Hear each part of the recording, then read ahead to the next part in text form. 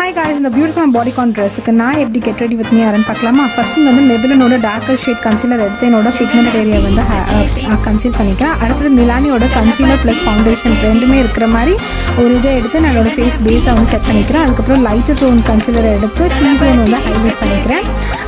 Next வந்து contouring வந்து contouring பண்ணால் நம்ம ஃபீச்சர்ஸ் இன்னும் கொஞ்சம் பியூட்டிஃபுல்லாக தெரியாதனால அதுக்கப்புறமா அதை செட் பண்ணிவிட்டு இது எல்லாத்தையும் செட் பண்ணிக்கிறதுக்கு வந்து லூஸ் கோட் வச்சு செட் பண்ணிக்கலாம்.